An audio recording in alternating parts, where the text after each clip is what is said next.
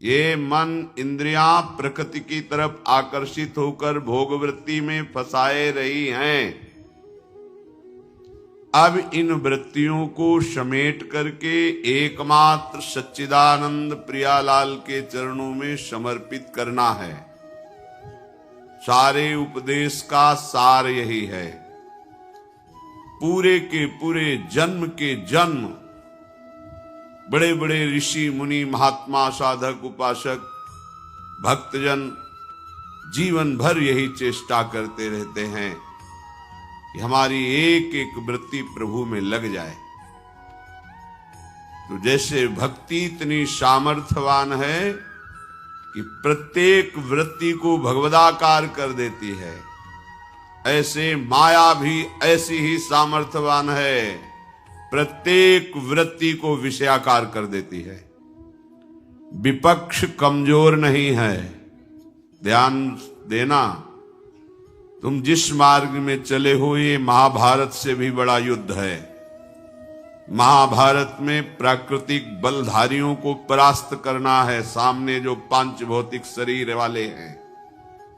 यहां सूक्ष्म रूप से अंतर महाबलवान कामादि विकार जो महाभारत में विजयी हुए उनको भी परास्त करने की सामर्थ्य रखने वाले ये षड विकार सबके अंतःकरण के अहम धर्म पर अपना निवास स्थान बनाए हुए हैं। कहीं बाहर नहीं, अंदर ही विचार रूपी बाणों से भगवत कृपा पात्र जन इन विकारों को नष्ट करते हैं। ऐसा कभी युद्ध में नहीं पाया गया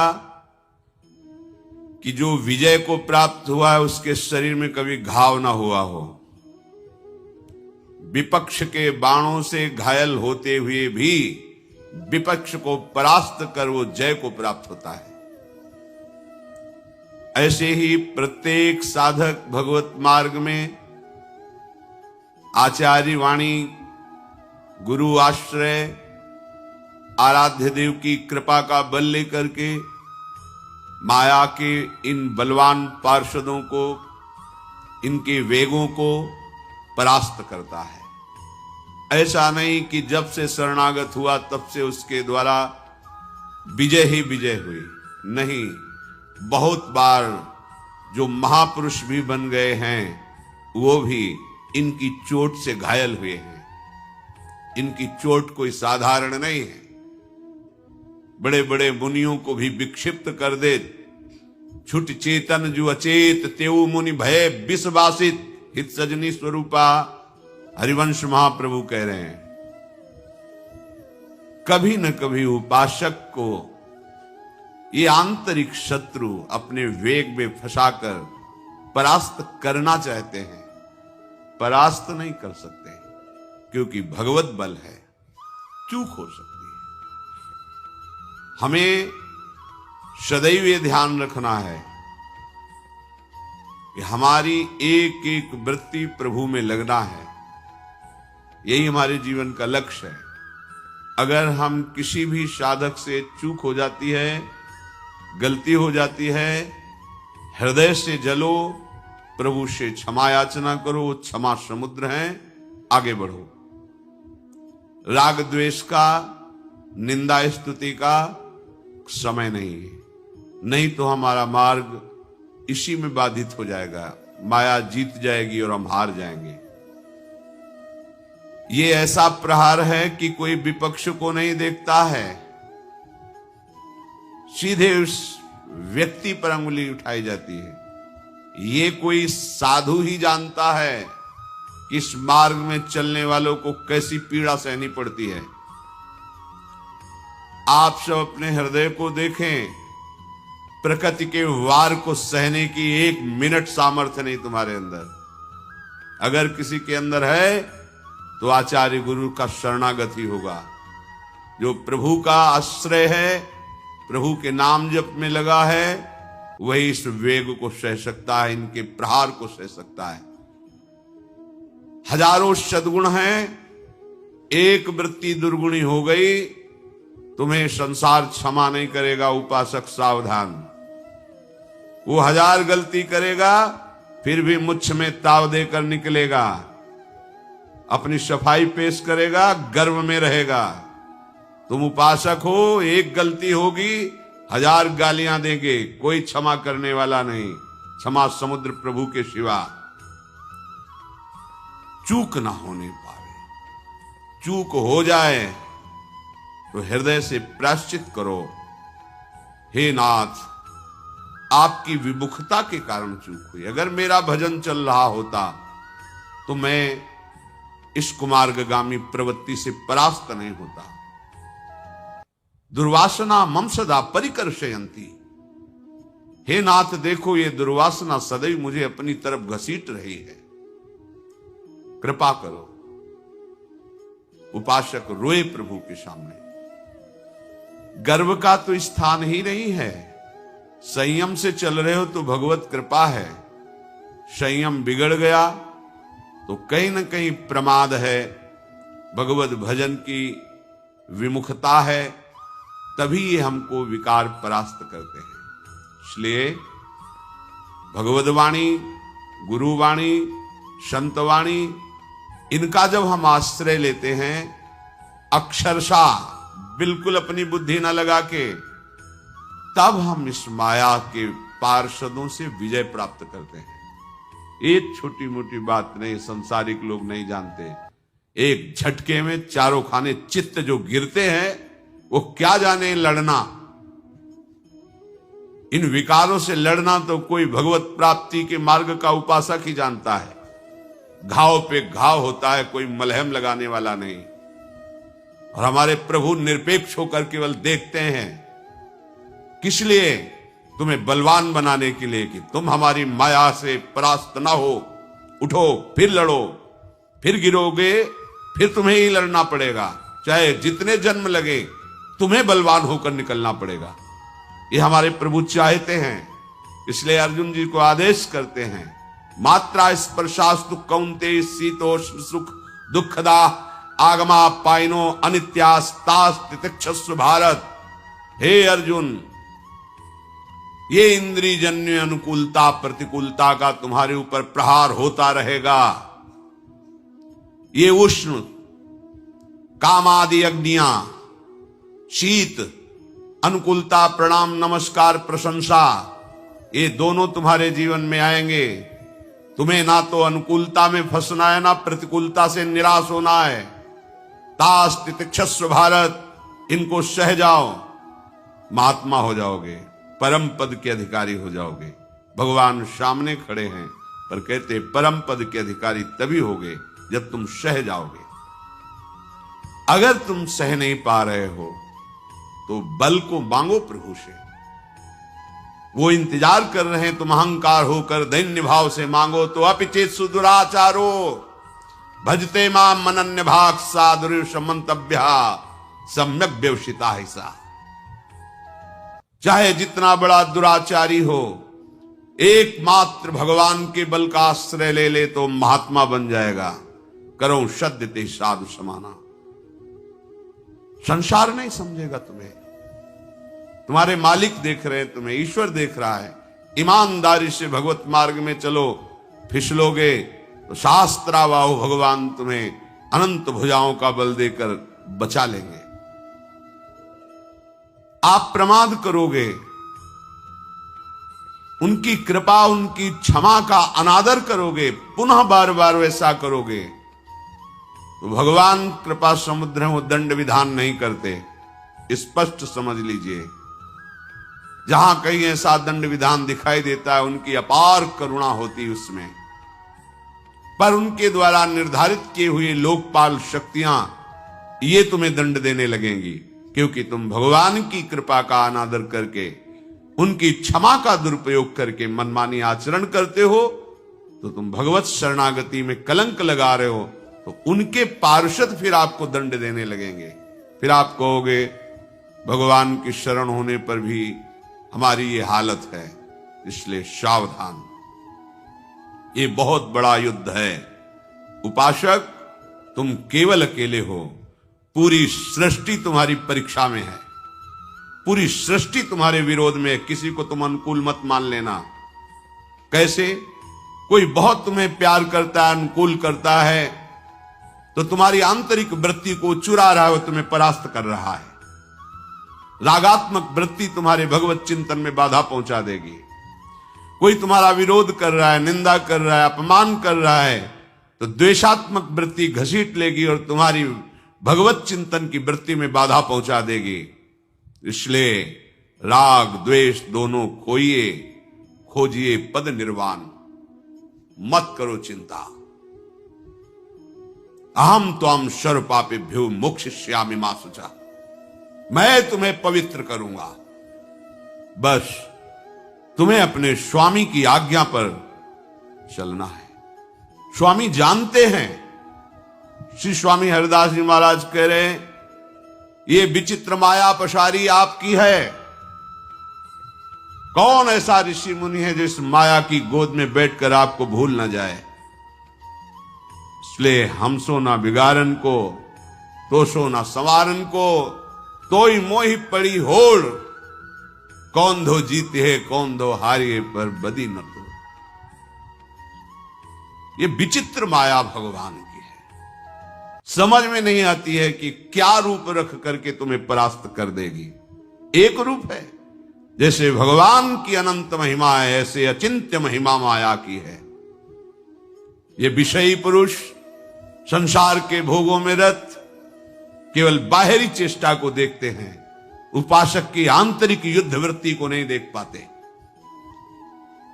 भगवत कृपा पात्र फिसल सकता है, लड़खड़ा सकता है, लेकिन नाम भक्ता प्रणश्यति, मेरे भक्त का कभी नाश नहीं हो सकता। तुम क्या बिगाड़ सकते हो।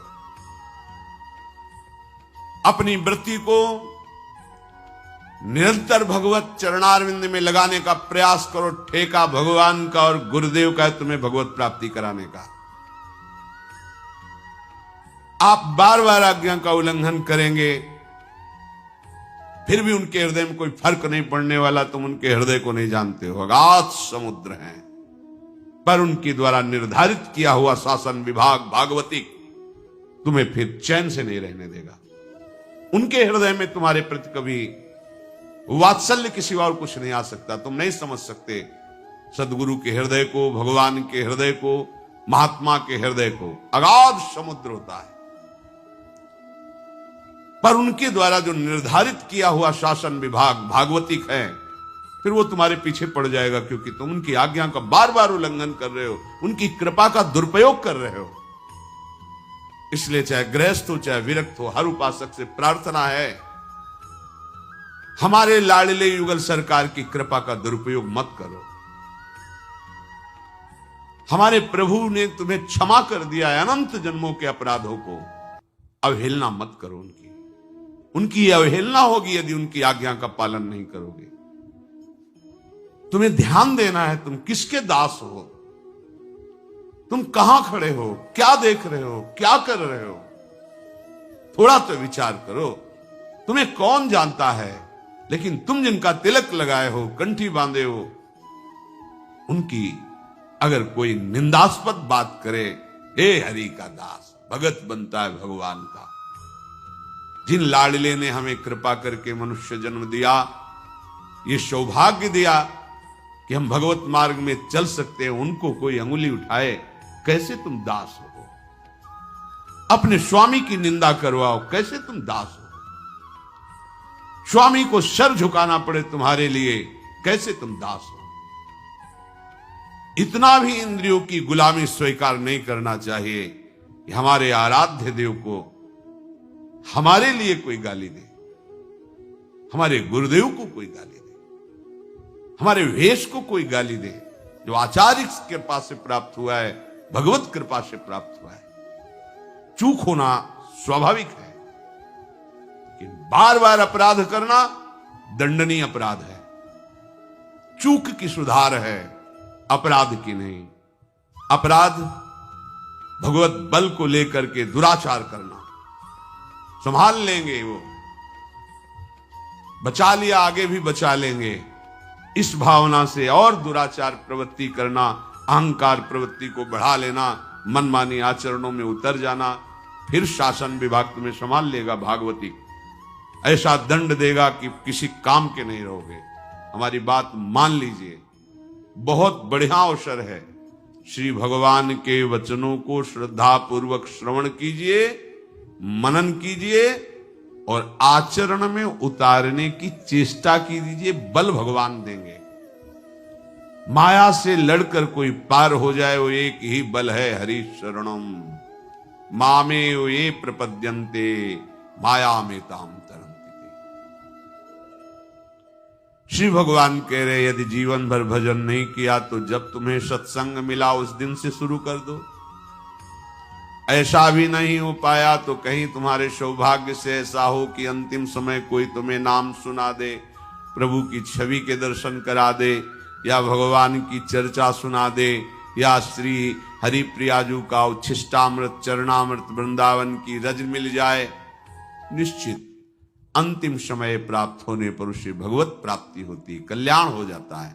या भगवान के धाम और पुरियों में वास करे आजीवन, रहने सुधार करके, तो भगवान की दिव्य लीलाओं में भी प्रवेश हो जाता है। कल्याण होना अलग बात है, मोक्ष होना, भगवत प्राप्ति होना, लेकिन लीला में प्रवेश करते हुए उनके संग उनकी सेवा में रहना ये दुर्लभ बात है। भगवत प्राप्ति का मतलब होता है तरंग समुद्र में समा गई। कल्याण का तात्पर्य होता है कई रूप उसके होते हैं।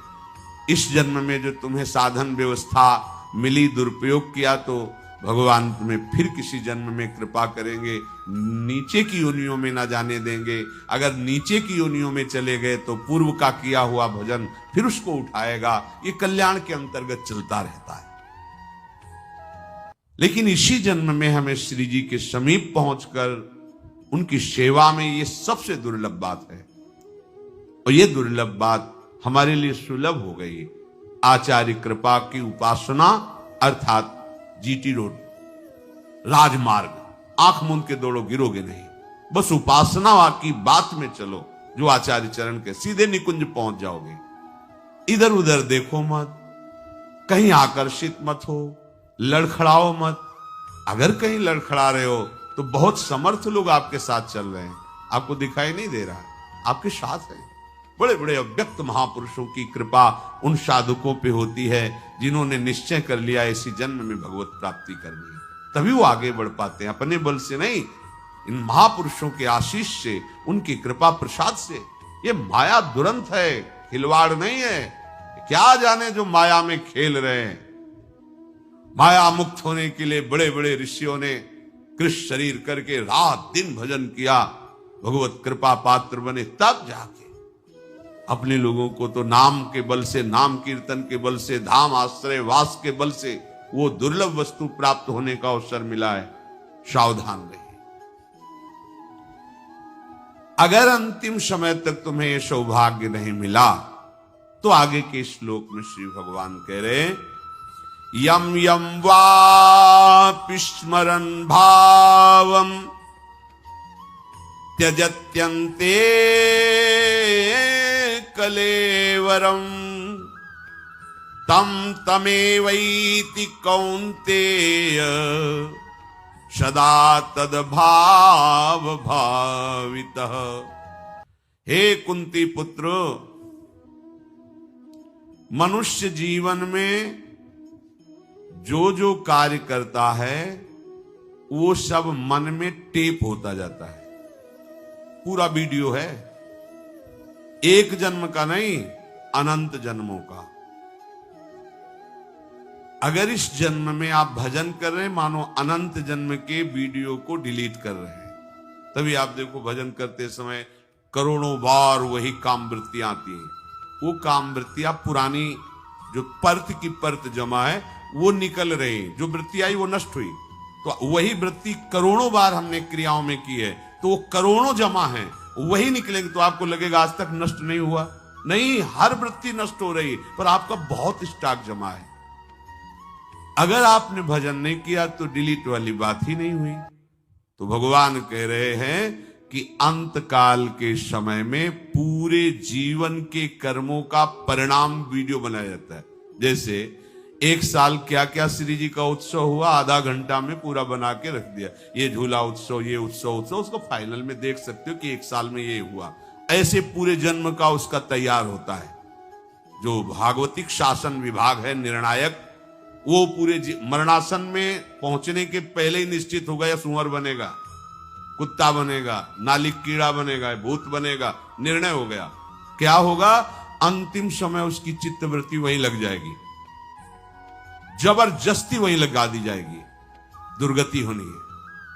उसी भाव में शरीर त्यागेगा, कर्म का पहले नरक में भोग भोगेगा, फिर उसे अन्य योनियों में डाला जाएगा। अंत काल में जिस जिस भी भाव का स्मरण आएगा, शरीर छोड़ता हुआ वो उसी भाव से भावित होकर दूसरे योनियों में उसी भाव में चला जाएगा जिस भाव से भावित रहा है। कितनी दया भगवान की है। अंतिम तक सुधार की बात कही, अब सावधानी की बात कह रहे कि यदि आप अंतिम समय तक हमारा स्मरण नहीं किया, भगवत स्मरण नहीं हुआ, भजन नहीं बना, साधना नहीं बनी, तो आप ये समझ लीजिए कि फिर आपकी दुर्गति निश्चित है, क्योंकि वही संसार का भाव आएगा। सदा तद्भाव भाविता, जीवन भर जो तुम कर रहे हो यही अंतिम परिणाम भाव तुम्हारे सामने आएगा। ऐसा न समझे कि जीवन भर पापाचरण करो, अंतिम में तुम्हारे सामने भगवान आ जाएंगे। हाँ, कुछ समय बचा और आपको होश आ गया कि बहुत गलती हुई, जीवन गया विषयों में, हे नाथ, आने की संभावना बन गई, कल्याण की बात बन रही है, लेकिन आप अंतिम समय तक विवेकहीन होकर भोगों में ही लगे रहे। अच्छा, अंतिम समय की कोई अवस्था नहीं होती कि आप बूढ़े होकर मरोगे, कब चले जाए पता नहीं, कौन सा क्षण अंतिम हो, और उस समय तक आपने भजन किया नहीं, हमारा जीवन व्यर्थ चला जाएगा। जिस किसी का अंतिम समय चिंतन होता है, शरीर छोड़ने के बाद वो वही शरीर धारण करता है। एक महात्मा जी थे, पूज्यपाद सिउड़िया बाबा जी के वचन में, बड़े अकिंचन थे। देखो, जो साधु का जीवन होता है केवल साधु ही जान सकता है, आप नहीं जान सकते, क्योंकि चले ही नहीं तो जाने का। जैसे आप सब कृपा पात्र जन हैं, अपने बाप की कमाई में जी रहे हैं, आप असलियत समझिए। ये जो आप विकारों से बच रहे हैं, वैराग्यवान हैं, आप संसार के राग से ऊपर उठ रहे हैं, ये आपका नहीं है, ये आपके बाप का है। हमारे सबके बाप हैं हित सजनी जू, हरिवंश महाप्रभु, मेरे लाडले युगल और मेरे गुरुदेव। उनका प्रताप हमें जिला रहा है और हमें चला रहा है, नहीं तो एक कदम नहीं चल सकते। अपनी योग्यता को आप सब बैठ के देख लीजिए कि अगर झांक के देखो तो अगर मनीराम के ऊपर शासन न हो कृपा का, तो हमें कहां गिरा दें। आप देख लो, सब देख लो, बैठे हो वृंदावन में, अपने घर में हो, विचार करके देखो तुम कितने जितेंद्रीय हो, कितने तपस्वी हो, कितने महान विचारवान हो। एक क्षण बैठ के देखो, अगर तुम्हारे अंदर शुद्ध विचार आ रहा है, भगवत भाव आ रहा है, संसार से वैराग्य की तरफ बढ़ रहे हो, तो तुम्हारे अहंकार भरी साधना से नहीं है, ये शरणागति का प्रताप है। ये उनके प्रताप से इतना ही नहीं है, उनके प्रताप से तुम्हें भगवत प्राप्ति भी होगी। हरिवंश प्रताप ही जानत हैं, हरिवंश प्रबोध प्रमाणत हैं, हरिवंश सुसर्वस्व हैं तिनके, सुख संपत्ति दंपति गर्व मत करो, दैन्य भाव से भगवत चिंतन परायण रहने की चेष्टा करो, यही भाव तुम्हें अंतिम में आ जाएगा। एक महात्मा भक्तों के यहाँ भ्रमण करते, संतों का स्वभाव होता है भिक्षावृत्ति की, कहीं रुके, कहीं किसी को प्रवचन के द्वारा कृतार्थ किया, कहीं किसी की सेवा लेकर कृतार्थ किया। भोजन, वस्त्र, प्रणाम, नमस्कार, ये सब संतों का भजन उनके मंगल के लिए जाता है, जो उनकी इस तरह की सेवा। और जो निंदा करते हैं, अपमान करते हैं, संत इतने कृपाल होते हैं, उनका भी मंगल करने की भावना। करत जे अनुशयन निंदक तीनों पे अनुग्रह कियो। तो उस समय असरफी चलती थी, तो किसी भक्त ने उनको 4-5 असरफियां भेंट में दी। तो गीता जी साथ रखते थे कपड़े में, ग्रंथ को कभी निर्वस्त्र न रखे। आचार्य वाणी, भगवद वाणी, एक रुमाल ही भले चाहे तुम्हारे पास हो, कभी जमीन में ऐसे मत रखना, आसन में विराजमान। बहुत सम्मान दो। गुरु ग्रंथ साहब का कैसा सम्मान करते हैं उपासक जन, वहां देखो छत्र चवर के साथ गुरु ग्रंथ साहब चलते हैं। हमें लगता है हर वाणी का सम्मान आचार्य और गुरुवाणी का ऐसे ही करना चाहिए। प्रणाम है उनकी श्रद्धा को और उनकी इस भावना को जो अपने गुरु ग्रंथ साहब को भगवान की तरह और भगवान से बढ़कर मानते हैं, प्राण देने के लिए तैयार हैं। अगर गुरु ग्रंथ साहब की तरफ कोई भी अवहेलना की दृष्टि से देखे तो उनकी सेवा करने वाले अपने प्राण निछावर करने के लिए तैयार हैं। हमें शिक्षा हर जगह से लेनी। हम अपने गुरु ग्रंथ को कैसे रखते हैं, यह ध्यान करना है। आचार्यवाणी, भगवदवाणी साक्षात आचार्य और भगवान का स्वरूप है, वैसे ही हमें रखना चाहिए। तो गीता जी को सुंदर वस्त्र से आविष्ट करके रखते थे, उसी में 5 असरफियां रख ली। भाव था कि किसी दिन संतों का भंडारा करेंगे। गीता जी में वो सुरक्षित रखी कुटिया में अंतिम समय आ गया। अब चिंतन फंसा कि वो 5 असरफियां जो गीता जी में रखी हैं, कैसे बताऊं शिष्यों को क्यों रखी हैं। बोल सकते नहीं, चिंतन, वो चिंतन उतना हुआ, शरीर छूट गया। तो स्वर्ण का, धन का चिंतन होने के कारण सांप की योनि मिली। पर ज्ञान विज्ञान संपन्न, उनको पूरी चेतना है। लगा है कि एक धन का आश्रय लेने से मेरी दुर्गति हो गई। किसी तरह अगर उन असरफियों को साधु सेवा में लगा दिया जाए तो मेरी योनि बदल जाएगी। अपने शिष्य को स्वप्न में, देखो हम तुम्हारे गुरु हैं, मारना नहीं मुझे।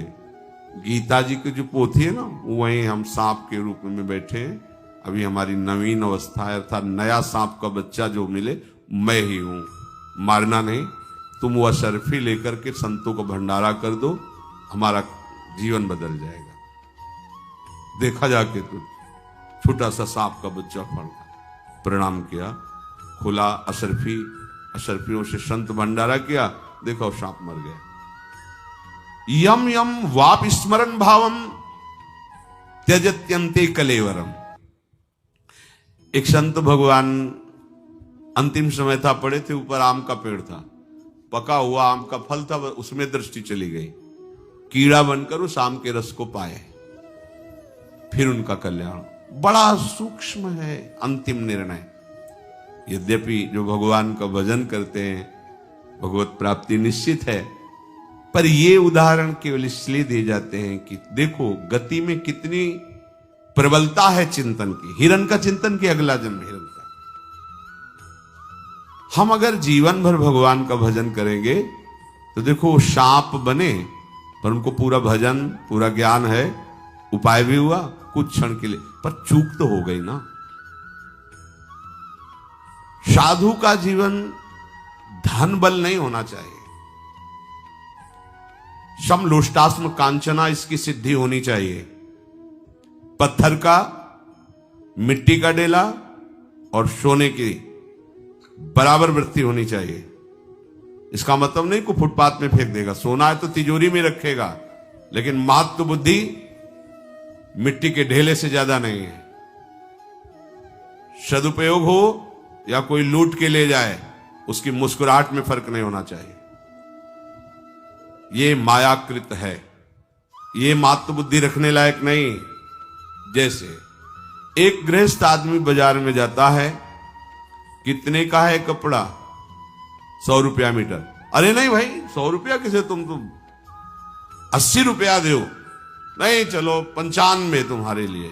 अरे नहीं, 15 मिनट झगड़ के 15 रुपए बचा लिए। साधु कितने का है? 100 का। अरे ले 110 ले, तुझे छोड़। हराम का आया ना, इसलिए नहीं, तुम नहीं जानते, तुम 15 मिनट में 15 रुपए बचा रहे हो, वो 15 मिनट में 1000 बार नाम जप कर रहा, उसकी कीमत क्या है? तू क्या जानता है? तेरे को अर्थ महान दिखाई दे रहा, उसको नाम महान दिखाई दे। कौन प्रपंच करे? ले, जिसने मेरे को दिया तू भी आनंद ले, भजन कर। पूज्यपाद श्री ग्वारिया बाबा जी महाराज धनी मानी पीछे लगे, बढ़िया कमरा सजवाया राजा महाराजाओं की तरह, सिंहासन बनवाया, बैठे, बढ़िया बढ़िया भोग आया, पाए, बुलाया 8-10 गृहस्थों को, तुम ये सिंहासन ले जाओ, तुम तकिया ले जाओ, तुम ये कमरा ले लो, चल। तुम्हारी गणित, महात्मा की गणित बड़ा फर्क है। वो भगवान के वैभव को देख रहा है, तुम भगवत वैभव को अपना मान रहे हो, हमारी संपत्ति। एक महात्मा जी ट्रेन में जा रहे थे तो किसी ने सोने की चैन वाली घड़ी पहना दी थी, बढ़िया धनी आदमी था, गेरुए ही वस्त्र थे लेकिन बहुत हाई क्वालिटी के बढ़िया वस्त्र, बढ़िया बैग, बैठे थे, सामने गृहस्थ बैठे थे, हंस रहे थे, सोने की घड़ी तो देख रहे थे, बड़े अद्भुत प्रवृत्ति के थे। होगा बाबा जी एक प्रश्न करे आपसे? हाँ भैया करो। बोले जीवन कमाते हो गए, हम सोने की घड़ी नहीं बांध सकते, आप बांधे हो, कैसे बाबा जी हो? हम में आप में अंतर क्या रह गया? हाँ बच्चा, बात तो सही। ये कौन सा स्टेशन आ रहा है? बोले अमुक के सर। अवतर के चलते चाय पीते, एक एक चाय बनाओ। गृहस्थ ने पूछा कितने की चाय है? बाबा जी ने कहा चाय पीने से मतलब तुम्हें पैसे हम देंगे। जितनी भेंट दी थी जजमान ने, भगत ने, सब रख दी और कहा चाय पिलाओ। चाय वाला तो खुशी हो गया, गाड़ी हारन देने लगे। बोले एक और चाय बनाओ। बोले बाबा जी गाड़ी जा रही है। बोले बच्चा हमारा मन हो रहा है, इधर हम पैदल टहलेंगे। और बोले वो बैग और वहीं चैन उतार के रखे। बोले बच्चा किसी ने दिया है, कोई ले जाएगा। और उठे और चल दिया। संतों को तुम वहां चवन्नी चवन्नी के साथ थोड़ी होता है। तुम्हारे को लगता है धन महत्वशाली है, उनको लगता है भगवत विधान महत्वशाली है, भगवान का नाम चिंतन, भगवान की शरण। आप बोले अरे धन का दुरुपयोग अनंत ब्रह्मांडों को एक सेकंड में रचता है और एक सेकंड में मिट्टी में मिला देता है। वो हमारा मालिक है, हम उसके गुलाम हैं।